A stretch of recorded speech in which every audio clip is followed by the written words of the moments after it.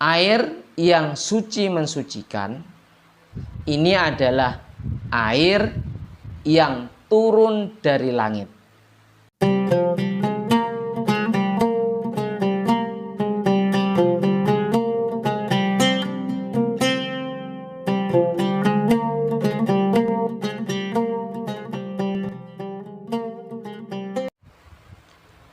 Assalamualaikum warahmatullahi wabarakatuh.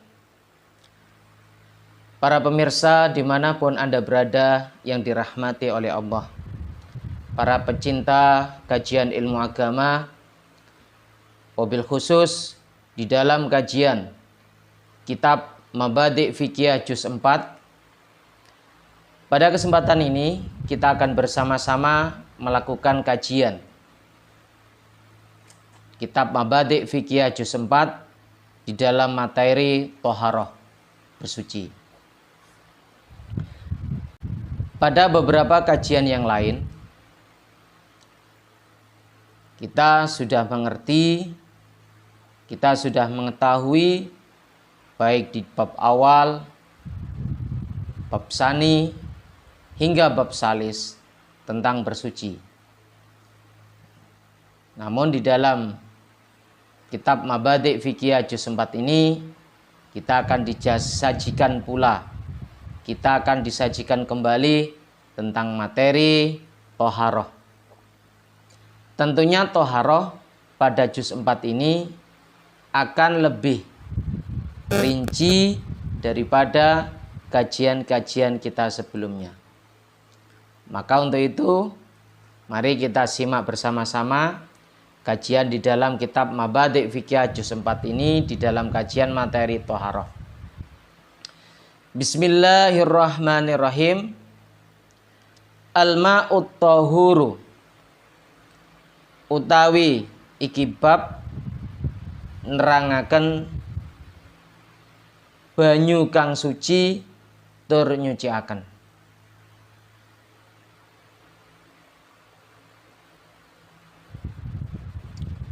At-thaharatu utawi thaharah. Al-ma'ut tahuru utawi banyu kang suci tur nyuciaken. Kita akan dihadapkan dengan definisi dari ma'ut tahur, air yang suci dan mensucikan. Apa sih air yang suci mensucikan itu? Terutama di dalam kitab Mabadi' Fiqhiyah Juz 4 ini. Huwa utawi al-ma'ut tahur iku kullu ma saben-saben perkara nazzala kang tumurun apa kullu minas samai saking langit, au naba'a utawa nyumber metu apa kullu ma minal ardi saking bumi, bagian halih tetep ala asli khilqatihi ing atase asal kedadiane kulluma,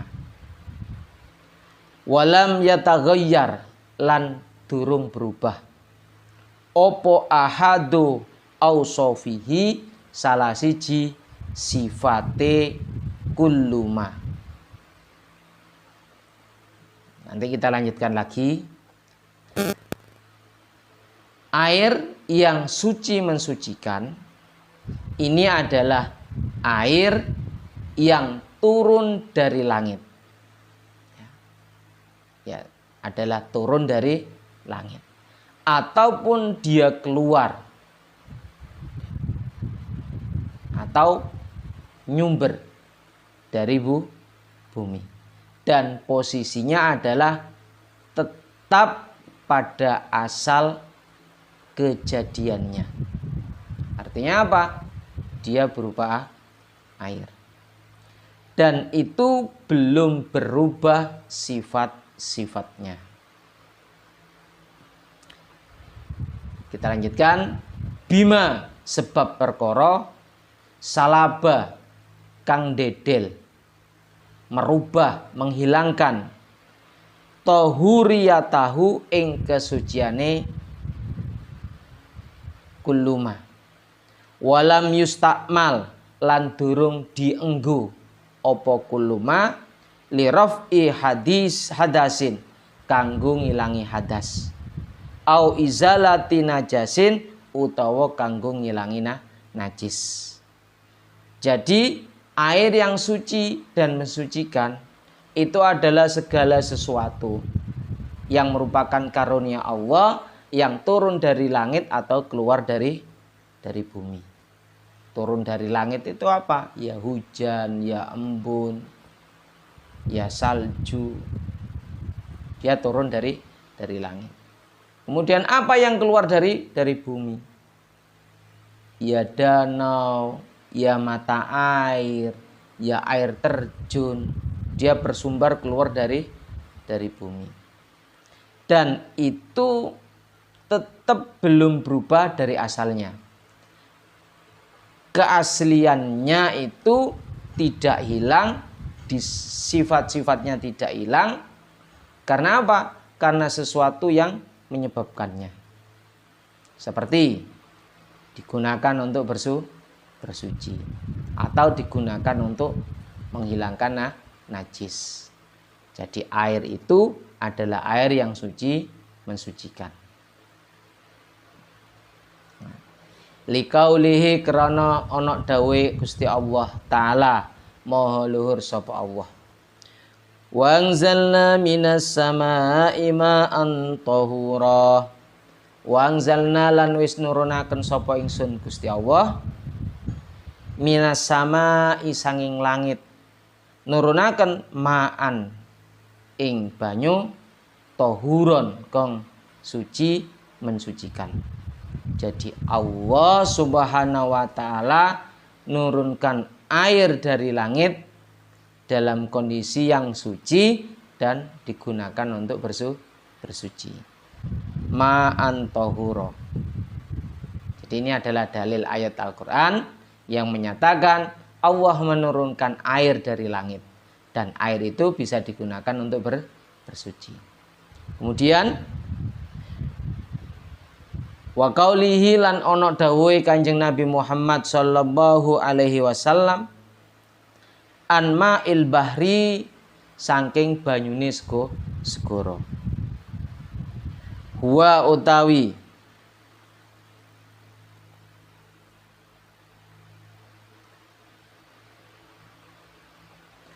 ma'ut tahur atau huwa utawi ma'ul bahri iku at-tahuru suci mensucikan. Opo ma'uhu banyune ma'ul bahri. Al-hillu kang halal opo maitatuhu bangkaine bahri. Yang berikutnya ada hadis dari Nabi Muhammad SAW yang menyatakan bahwa laut airnya itu adalah air yang suci mensucikan. Selain dia suci mensucikan, airnya itu halal. Yang halal apa? Bangkai yang ada di dalamnya. Apa? Ikan.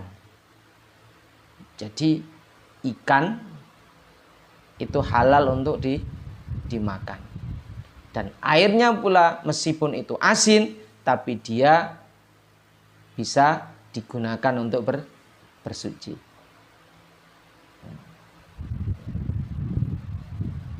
Jadi selain air langit, laut ini adalah airnya suci mensucikan. Para pemirsa, para hadirin, para pencinta kajian ilmu agama yang dirahmati oleh Allah dimanapun Anda berada. Untuk selanjutnya kita akan melakukan kajian tentang air najis. Apakah air najis itu? Tadi air yang suci mensucikan sudah, maka berikutnya kita akan memahami bersama apakah air najis itu.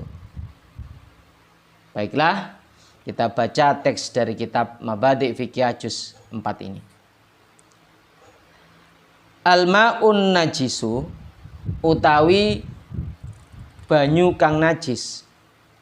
Huwa utawi ma'un najisu iku alladhi sesuatu perkara Waqa'at kang tumiba fihi ing dalem sesuatu mang apa najasatun najis. Wa kana lan ono apa alladhi utawa sesuatu, ya maksudnya sesuatu itu ya banyu, iku dunal kullataini kurang saking rungkulah.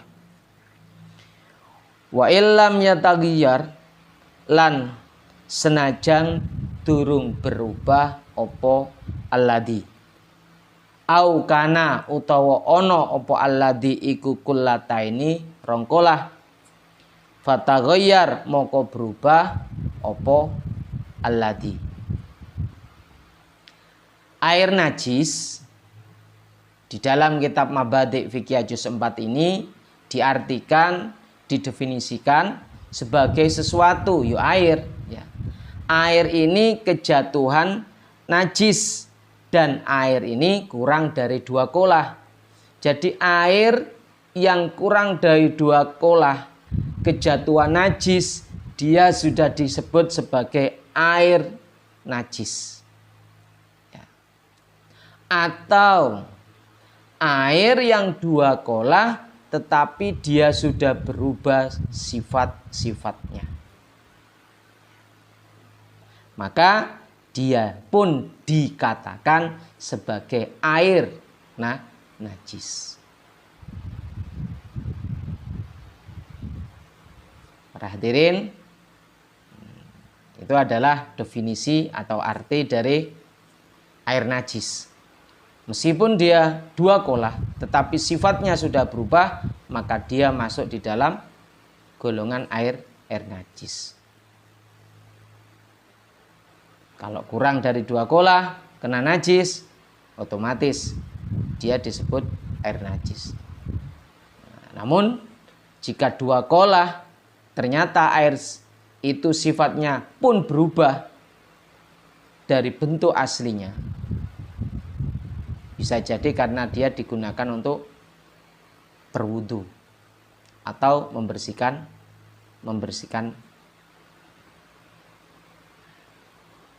maka dia dihukumi air najis.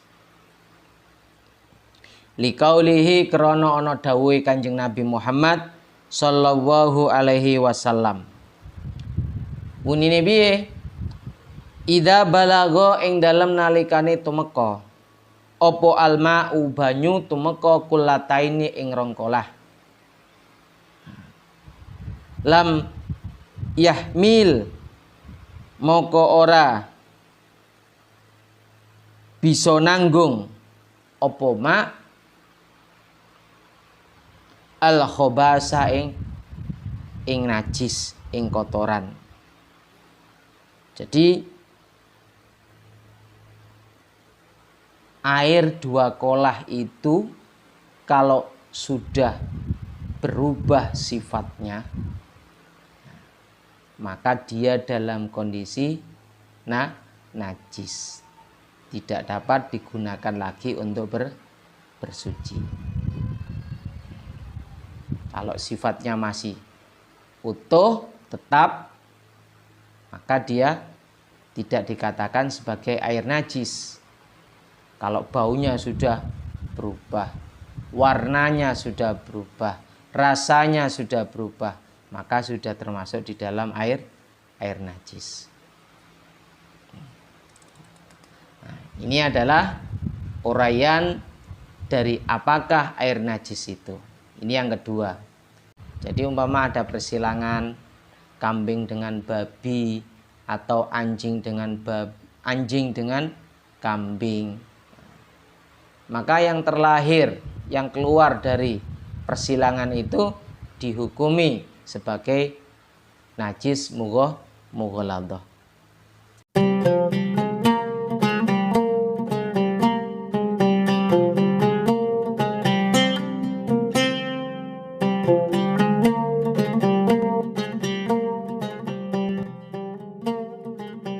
Kemudian yang berikutnya, poin yang ketiga, najis mughaladhah. An-najasatu al-mughalladatu utawi iki najis mughalladah. Nah, untuk berikut ini kita akan memahami bersama najis mughalladah. Nah, tentunya para hadirin sudah pernah mendengar tentang macam-macam najis, baik najis yang tingkatannya paling rendah, mukhaffafah, najis yang sedang, mutawasitoh, dan najis yang berat, yaitu najis mughalladah. Nah, di sini kita akan bersama-sama dalam kitab Mabadi' Fiqhiyah ini memahami apakah najis mughalladah itu. Bismillahirrahmanirrahim.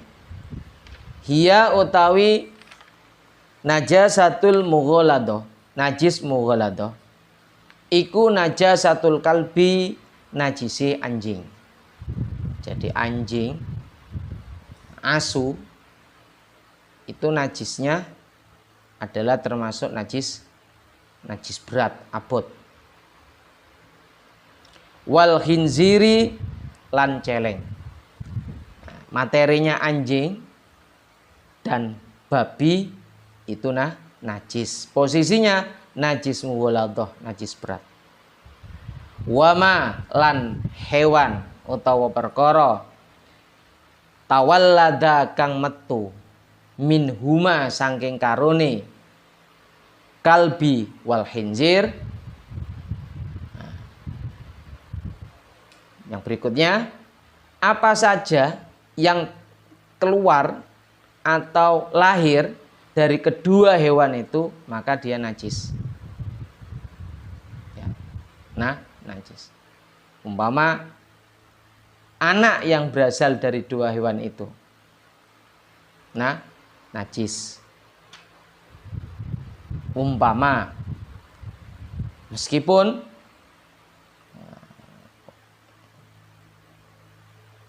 yang lain itu hewan suci, tapi karena asalnya disilang dengan hewan najis, maka yang terlahir sifatnya pun najis, dan najisnya adalah najis mughalladah. Au min ahadihima utawa saking salah sijine kalbi wal khinzir, atau dari salah satunya. Nah, seperti yang barusan saya sampaikan. Jadi sedikit banyak semua atau salah satunya, jika berasal dari kambing, berasal dari babi dan anjing, maka dia adalah termasuk golongan najis mughalladah. Ma'a hayawanin sertane hewan akhara kang liya. Jadi umpama ada persilangan kambing dengan babi atau anjing dengan kambing, maka yang terlahir, yang keluar dari persilangan itu dihukumi sebagai najis mughalladah. Watat huru lan bisa suci opo najis mughalladah bi ghusliha kelawan basuh najisi mughalladah sab'a marratin kelawan ping 7 ihdahunna utawi salah sijine 7 mau biturabin dicampur kelawan debu, dicampur kelawan lebu. Sifatnya lebu tohirin kang suci. Ternyata najis mughalladah bisa disucikan. Caranya, di dalam menyucikan najis mughalladah, dia dibasuh dengan air yang suci mensucikan sebanyak 7 kali. Salah satunya dia dicampur dengan air, dengan debu yang suci. Likaulihi krono ono dawuhe Kanjeng Nabi Muhammad sallallahu alaihi wasallam. Tuhuru ina'i ahadikum utawi sucine wadahi salah siji sira kabeh. Jadi ada seseorang ya, itu punya wadah bejana, tempat menempat sesuatu. Ida walago fihi al kalbu, ing dalam nalikaning dilati ing wadah mang opo anjing. Wadahnya dijilat oleh anjing karena materinya anjing itu najis mughaladhah. Jilatannya juga najis. Bagaimana cara mensucikannya? Ayang sila yen to mbasuh sapa wong hu ing jilatan mau sab'a marratin kelawan ping 7. Ulahunna utawi kawitani sab'a marratin au ukhrahunna utawa liyane sab'a marratin biturabin kelawan lebu utawa debu sing suci. Jadi 7 basuhan itu baik di awal atau yang di mana salah satunya silakan dicampur dengan tanah yang suci. Maka itu menjadi pensuci dari dari najisnya anjing atau babi. Para hadirin, para pemirsa dimanapun Anda berada, ini adalah uraian bagaimana kita memahami najis mughaladhah. Jadi najis mughaladhah ini adalah najis yang bersumber dari anjing dan babi. Apapun hal yang berkenaan dengan anjing dan babi dihukumi najis mughaladhah. Tapi ingat, itu bisa disucikan. Sederhana cara mensucikannya. Dia dibasuh 7 kali, salah satu basuhannya silakan dicampur dengan tanah atau debu yang suci. Untuk berikutnya kita akan melihat tentang najis mukhafafah atau najis yang ringan. Najasatul mukhafafatu utawi najis mukhafafah.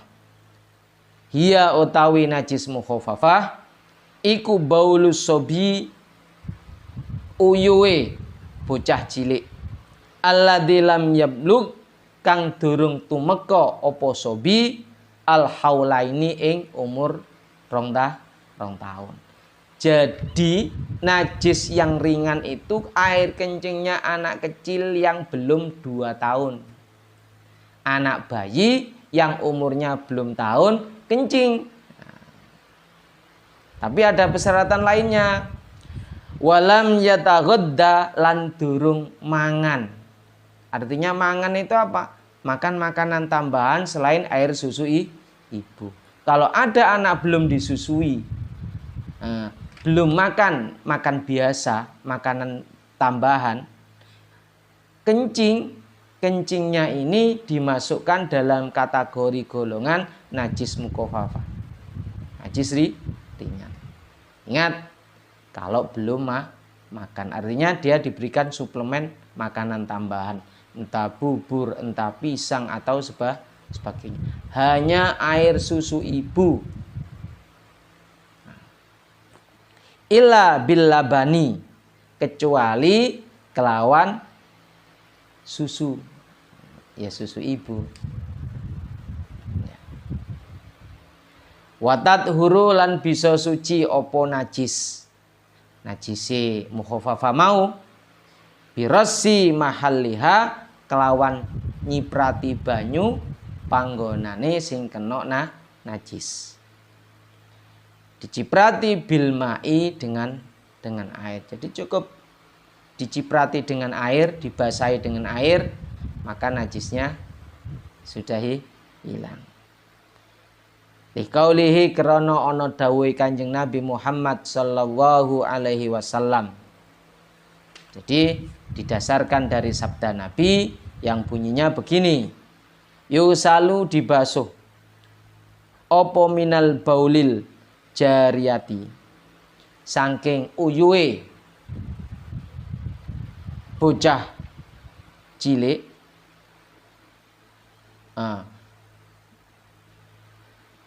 min baulil jariyati saking uyuwe wong wadon.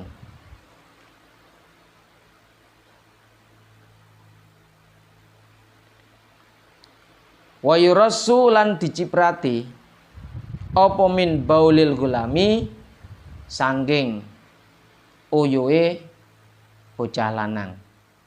Artinya apa? Kalau anak kecil yang belum makan apa-apa itu cukup diciprati. Tetapi kalau itu kencingnya anak perempuan, maka itu harus dibasuh. Berarti ini menunjukkan bahwa kencingnya anak perempuan itu termasuk najis mutawasitoh. Kencingnya anak laki-laki dengan ketentuan hanya diberikan makan atau minum susu. Jika dia sudah ditambahkan dengan makanan suplemen yang lain, maka dia posisinya sama dengan najis mutawasitoh. Amma sobiyatu, anapun wadon cilik, bayi perempuan, wal khunsa lan wong wandu. Wandu itu orang yang berkelamin ganda. Bisa laki-laki, bisa perempuan. Tergantung kecenderungannya. Jadi menurut guru saya dulu, jadi orang khunsa yang asli, itulah ada orang yang punya dua kelamin. Dari dua kelamin itu ada salah satu yang lebih dominan, aktif. Itu namanya khunsa. Tapi yang kita lihat mungkin selama ini, itu fisiknya laki-laki, jiwanya perempuan. Atau dibalik, fisiknya perempuan, jiwanya laki-laki. Itu bukan termasuk khunsa. Jadi khunsa yang asli adalah berkelamin ganda, tetapi salah satunya ada yang lebih dominan. Fayajibu maka wajib apa ghuslu bau laihima basuh uyune wong loro mang, khunsa lan sobiyah. Jadi ini adalah arti dari najis mukhafafah. Setelah itu, selain najis mukhafafah dan najis mughaladah, ada yang namanya najis mutawasitoh. Baik.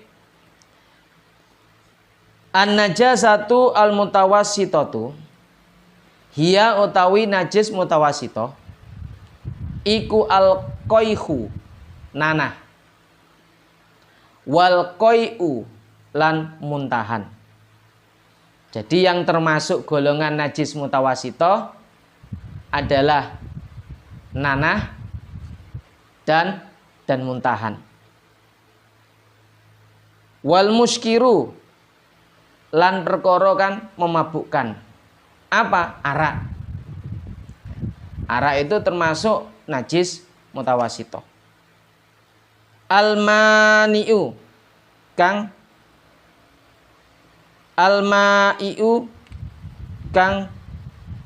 cair.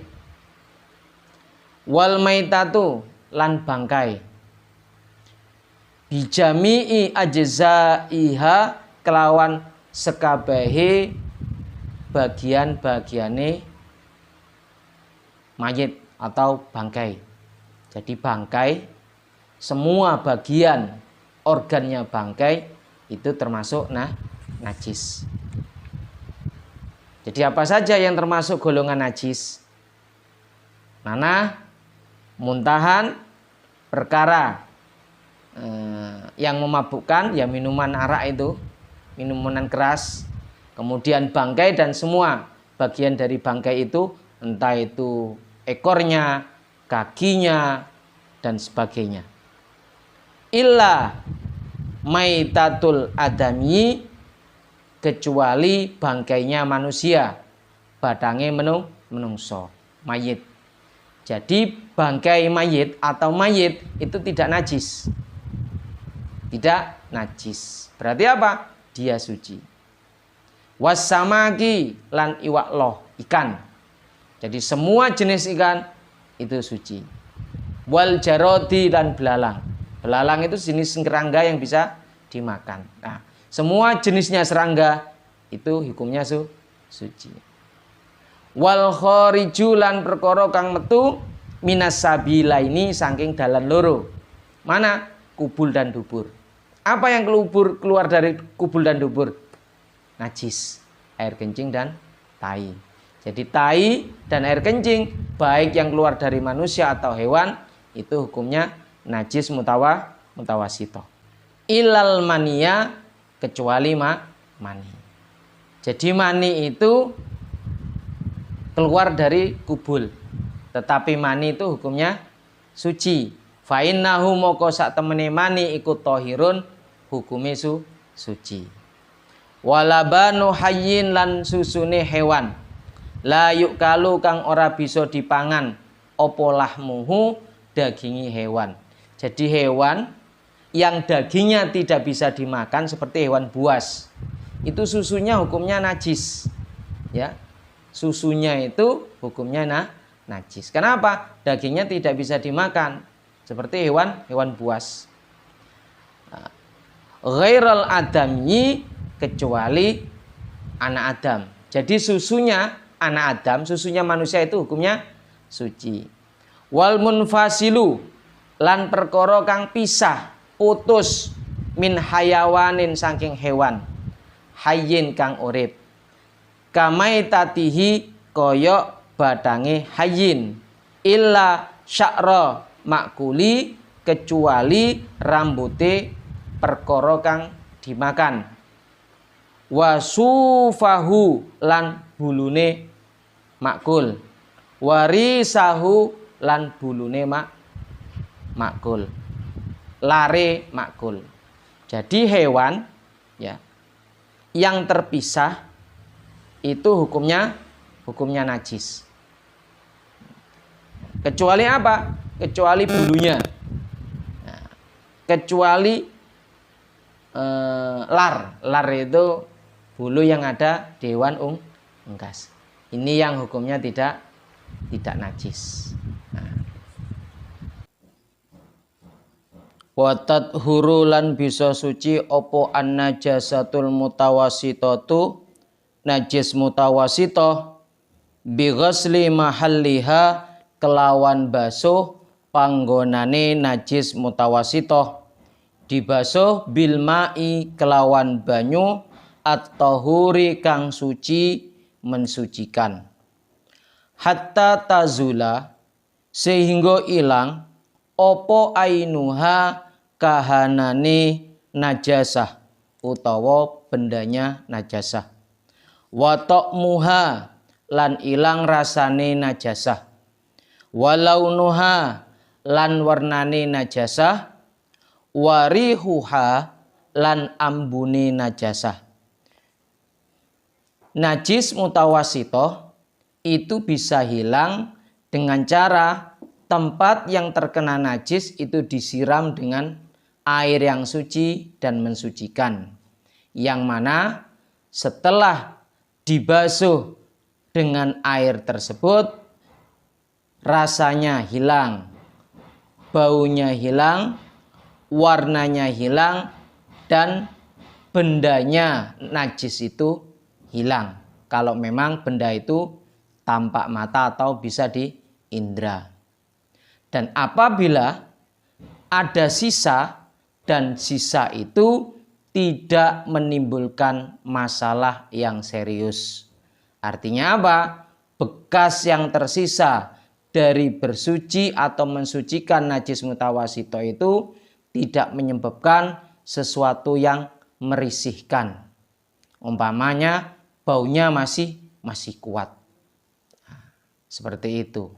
Kalau baunya sedikit tidak masalah. Atau warnanya yang tidak bisa hilang. Seperti itu. Wala yadurru lan orang bahayani opo bako ulaunin tetepe werna aurihin utawa ambune asura kang angel opo zawaluhu ngilangi ing laun. Jadi apabila sulit untuk dibersihkan, ya sudah biarkan saja selama sisa itu tidak mengganggu. Artinya mengganggu apa? Baunya masih kuat, itu masih mengganggu. atau warnanya yang begitu mencolok, ataupun bendanya masih ada. Liqaulihi krana dawuhe Kanjeng Nabi Muhammad sallallahu alaihi wasallam, innama taghsilu angin pestine basuh sapa sira saubaka ing klambi sira, dibasuh minal bauli saking najisih oyo, wal ghaiti lan saking tai, wal madhi lan madhi, wal qai'i lan muntahan. Jadi najis tersebut kita bersihkan dengan bersih.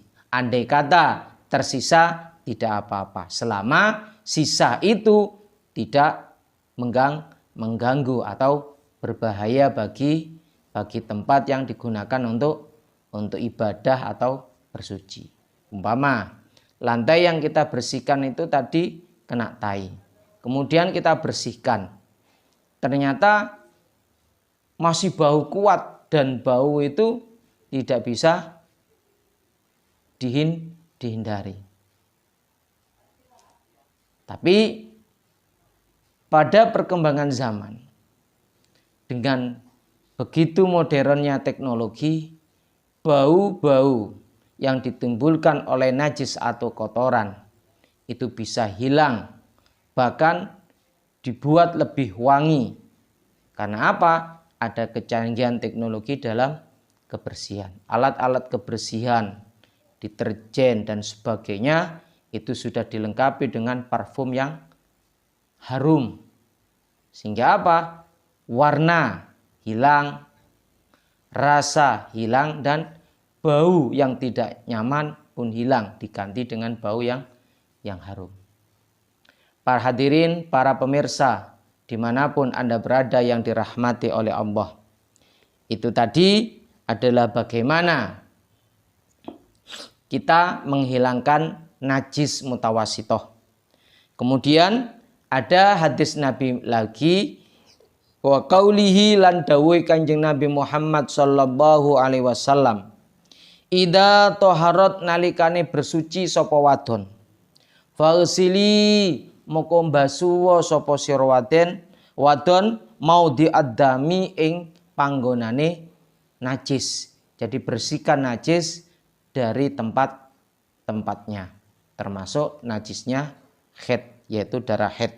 Summa yusalli, kalau memang sudah bersih, maka kita melakukan sholat. Qolat tako sapa wadon, ya Rasulullah, do Kanjeng Rasul, illam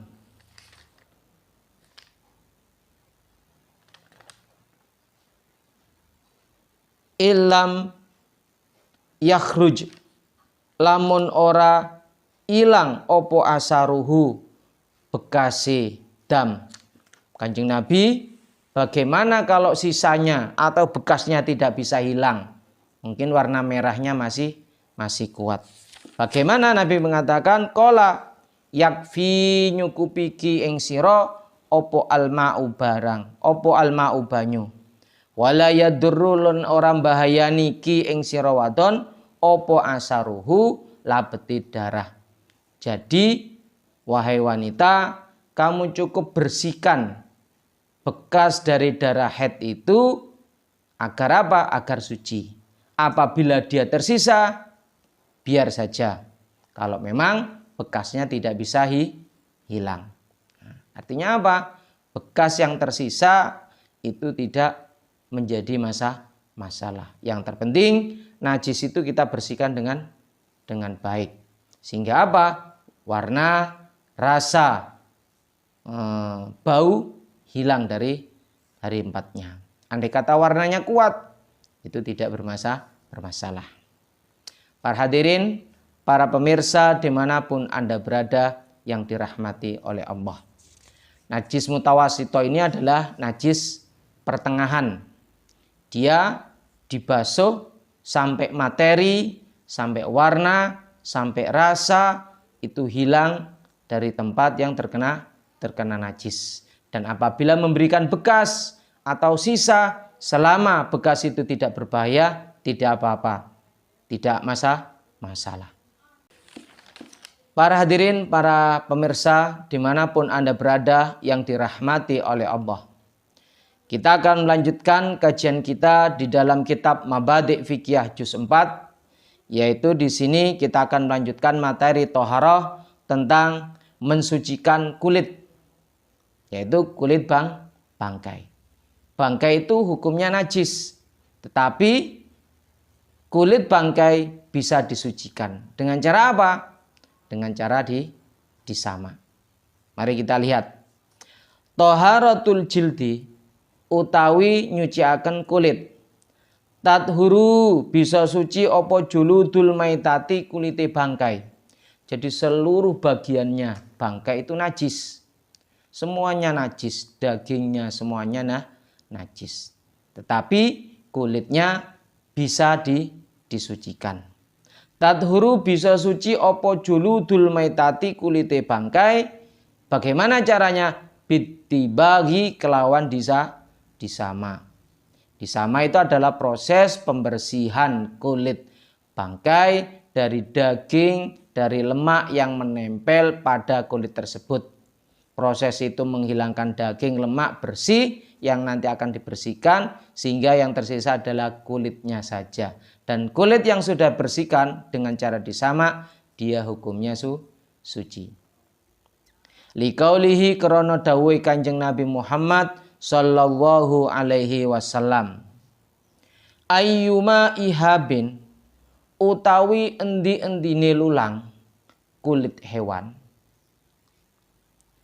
Dubigo kang disama, dibersihkan dari daging, dari gaji, dari lemak yang menempel pada kulit tersebut. Fakot tohuro moko wis teman-teman suci opo ihabin. Jadi kulit bangkai. Ya. Artinya kulit bangkai itu hewan yang sudah tidak bisa dimakan. Umpama kita punya sapi, sebelum disembelih mati, itu hukumnya bangkai. Ataupun juga sapi yang kita sembelih kemudian kita kuliti, tinggal kulitnya. Nah, kulit ini yang akan kita bersihkan. Nah, proses membersihkan kulit ini namanya ditibak atau menyama. Illa jildal kalbi, kecuali kulite asu, wal khinziri lan kulite babi. Jadi kulit bangkai bisa disucikan, bisa dijamak, kecuali kulitnya babi dan anjing. Karena materi babi dan anjing seluruhnya pada dasarnya najis. Najis, yaitu najis mughalladhah, berat. Tetapi di sini kulitnya anjing dan babi tidak bisa disamak karena memang materinya atau bendanya najis. Wama lan hewan-hewan tawallada kang metu utawa lahir apa ma minhuma saking kalbu wal khinjir. Dari kelahiran yang berasal dari anjing atau babi, dia dihukumi najis pula. Sehingga kulitnya tidak bisa disama. Au min ahadihima utawa saking salah sijine kalbu wal khinjir.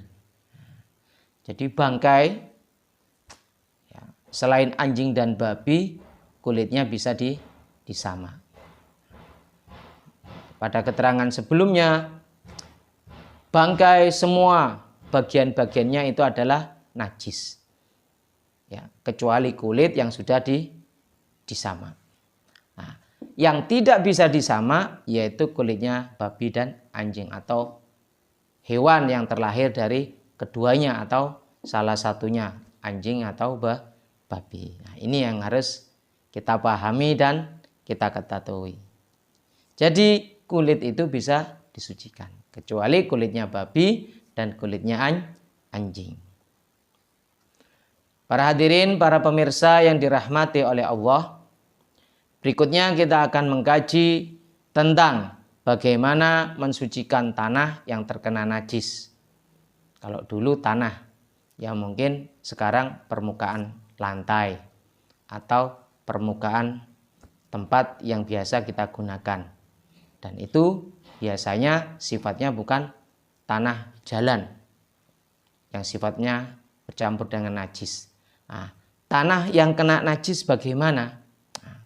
Al-ardu utawi bumi, al-mutanajjisatu kang kena najis, iku tathuru bisa suci. Jadi tanah atau permukaan lantai yang terkena najis itu bisa disucikan, bisa dibersihkan. Dan bagaimana caranya? Tathuru bisa suci opo al-ardu bighamriha kelawan guyur gerojok ing ardu bilmai kelawan banyu. Artinya apa? Digambyor. Dialirkan air, kemudian air itu membawa kotoran. Idza tasyarobat nalikani resep merembes opo an najasatu najis. Wa illam lan moko lamun tasyarrobat. Nah, wa illam tatasyarrob lan lamun ora ngresep opo ma al najasata ing najis, yakfi moko nyukupi opo sobul mai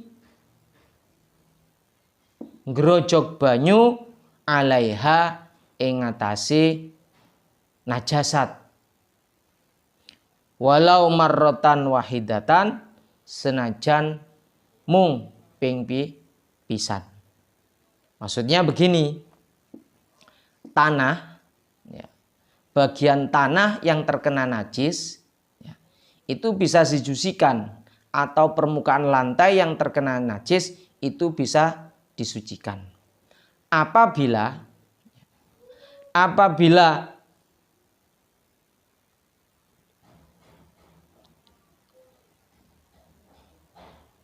tanah itu meresap najis, meresap najis, maka tanah itu diguyur dengan air yang banyak. Tetapi apabila tanah itu tidak meresap najis tersebut, maka cukup tanah itu diguyur air, ya, diguyur air, meskipun itu hanya satu kali. Ini adalah upaya bagaimana cara untuk membersihkan lantai atau tanah dari najis. Tentunya kita akan bisa melakukan hal ini dengan baik dengan cara kita mengguyur air pada permukaan lantai atau tanah tersebut hingga dalam kondisi bersih. Jadi kalau memang itu najis itu menyedot atau meresap najis, maka dia diguyur dengan air. Jadi najisnya masuk ke dalam tanah. Apabila dia tidak bisa diserap oleh tanah najis itu, maka apa? Cukup diguyur saja meskipun satu kali. Ini adalah cara untuk mensucikan tanah atau permukaan tanah yang terkena najis. Yang berikutnya kita akan membahas tentang tata cara bagaimana kita melakukan qadil hajat atau buang air. Di dalam Islam kita diajarkan bagaimana cara untuk buang air, dan ini harus kita ketahui dan kita pahami. Adabu qadil hajati utawi tata kramane qadi hajat, artinya apa? Buang hajat. Yustahabbu iku disunahno liqadil hajati mari wong kang ngising utawa wong kang nguyuh qadil hajat Opo ayakula yen to ndonga sapa qadil hajat inda dukhulihi ing dalem nalikane mlebune sapa qadil hajat baital khalai ing toilet utawa jeding utawa WC. Ngucap bismillah a'udzu billahi minal khubusi wal khabaisi ing lafat bismillah. Bismillah kelawan nyebut asmane Gusti Allah.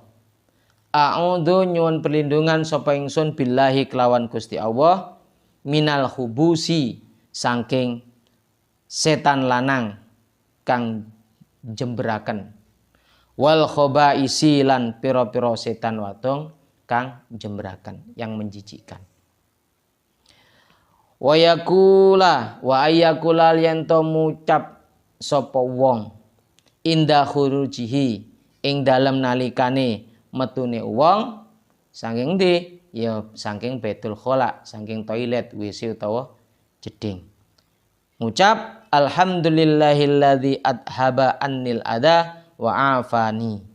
Alhamdu utawi kabeh puji iku lillahi ketuwi Gusti Allah. Rupane alladzi zat adhaba kang ngilangaken sapa alladzi anni saking ingsun al ada ing loro ing sakit. Sebab apa? Orang qadil hajat itu membuang penyakit. Dan orang yang membuang hajat itu sama dengan membuang rasa sakit yang ada di badan. Sebab apa? Orang yang tidak bisa buang hajat itu akan menderita, akan sakit yang sangat hebat. Makanya ini adalah doa bagi kita apabila keluar dari hammam, dari Baitul Khala, dari toilet.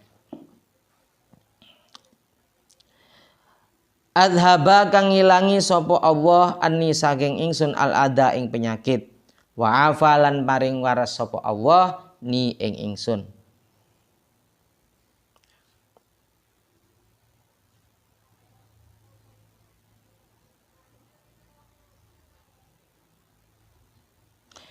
Wa yuhramu lan diharamno alaihi ing atase khala lahu bagi wong apa ayas takbila yen to madhep sapa wong al kiblata ing kiblat. Jadi orang yang hendak melakukan qadil hajat itu dilarang untuk menghadap ke kiblat. Apabila memang posisinya dalam posisi di alam terbuka. Sekarang kan posisi orang untuk buang hajat sudah di tempat yang rapi, tertutup, jauh dari orang. Jadi tidak sampai dilihat oleh orang. Wa yastadbiro lan mungkur sapa wong ha ing kiblat fi sahra'i ing dalam tanah lapang di tempat terbuka. Wa yabula yen to nguyuh sapa wong fauqa qabrin ing atase kuburan. Jadi selain tadi jangan menghadap kiblat atau berpaling dari kiblat di tempat terbuka, di antaranya pula orang yang qadil hajat jangan qadil hajat di makam, di kuburan. Karena apa? Kuburan ini adalah sebuah tempat yang sakral di mana mayit itu disimpan di sana, di mana seseorang berziarah di sana. Di situ kok ada najis. Di situ ada kotoran manusia. Jangan di situ. Di tempat khusus. Jadi kalau kencing, buang air, cari tempat khusus yang tertutup di jeding, toilet dan sebagainya. Jangan buang kotoran sembarangan. Wa yukrahu lan dimakruhno lahu bagi wong opo ayabula yen to nguyuh sapa wong ko iman halinga ngadeg. Nah, ini adab tata krama yang berikutnya, jangan kencing berdiri. Jangan kencing berdiri. Berarti apa? Kita kencing dengan jongkok, posisi jongkok. Jadi merendahkan diri ke bawah dengan kaki diteguk. Wa fil ma'i lan tidak boleh kencing di air. Air menggenang ataupun air yang mengalir. Jangan dikencingi air itu.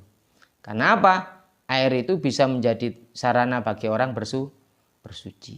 Air itu pun bisa jadi sarana orang untuk minum. Jadi jangan dibuangi najis atau kotoran di situ. Ar-raqidi kang meneng. Wa tahta sajaroti lan nguyuh nisore wit. Jangan kencing di bawah pohon. Nah, seperti itu. Al-musmirati kang berbuah. Jadi jangan berkencing di bawah pohon yang berbuah. Kenapa? Pohon yang berbuah itu nanti akan dipetik tuan rumahnya. Ketika dia dipetik, jatuh di bawah kena najis, maka buah itu akan apa? Tercampur dengan najis. Wadili lan naungan, tempat berteduh. Jangan kencing di tempat berteduh.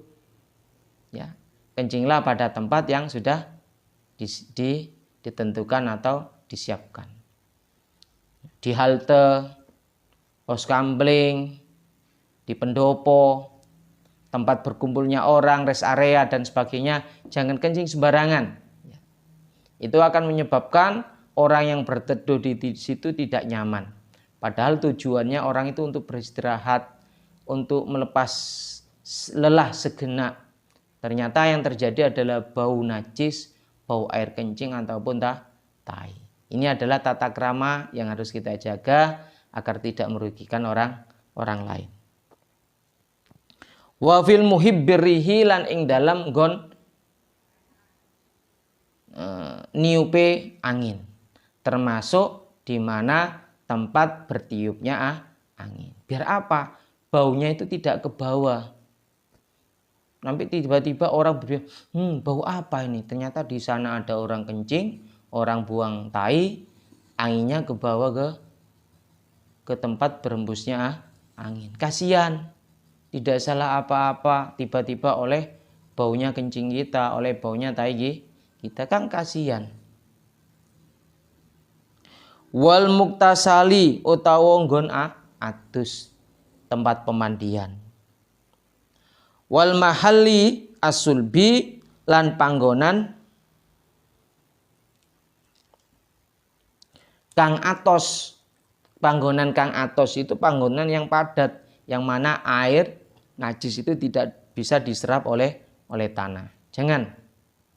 Jadi kalau bisa dia diserap oleh tanah. Yaitu tadi yang lebih aman di tempat yang sudah disediakan. Andai kata tidak ada di tempat disediakan, ini pilihan-pilihannya. Pilihannya seperti ini. Wasakbi lan bolongan, lubang. Nah, adab yang berikutnya jangan kencing di lubang. Kenapa? Takut di lubang itu ada hewannya. Dan hewan itu bisa terkejut kena air kencing kita, kena najis kita. Ya kalau hanya terkejut, kalau dia keluar berontak, dia akan menggigit kita. Kita yang akan jadi korban. Bisa jadi kaki kita yang digigit atau anunya yang digigit. Kan nanti malah repot. Watakalumu lan ngomong-ngomongan. Jadi ketika buang hajat jangan sambil omong-omongan. Ya. Li ghairi hajatin krana saliyane ada keperluan. Jadi kalau ndak ada kebutuhan, ndak usah ngobrol seperti orang ngobrol biasa. Karena apa? Posisinya itu bukan posisi santai atau biasa ngobrol, tetapi adalah posisi kita buang hajat yang berkenaan dengan najis, yang berkenaan dengan bau yang tidak sedap. Wa hamluma dan nggawa sesuatu fihi kang iku ing dalema dzikrullahi utawa nuturaken Gusti Allah atau ada tulisan Allah. Jadi ketika kita buang hadas, buang air, maka jangan membawa sesuatu yang berkenaan dengan Allah. Tulisan-tulisan Allah, ngantongi surat Yasin, Al-Quran, atau tulisan-tulisan yang ada lafadz Al-Qurannya, atau tulisan Allah. Jangan sampai. Kalau perlu ditaruh dulu. Ditaruh, diamankan, tidak ada, baru kita masuk ke tempat untuk buang hajat. Itu adalah beberapa rangkaian tata krama atau adab seseorang di dalam melakukan qadil hajat atau buang hajat. Dan ini harus kita ketahui sebagai tata krama kita di dalam melakukan kegiatan qadil hajat. Dan insya Allah ini akan menjadikan amal yang soleh, amal yang baik bagi kita di dalam menjalankan ajaran agama. Demikian yang dapat saya sampaikan pada pertemuan saat ini. Semoga bermanfaat. Silakan like, share, subscribe, dan komen yang positif. Apabila ada pertanyaan, silakan isi melalui kolom komentar. Dan apabila saya bisa menjawab, insya Allah saya akan menjawabnya. Terima kasih. Wassalamualaikum warahmatullahi wabarakatuh.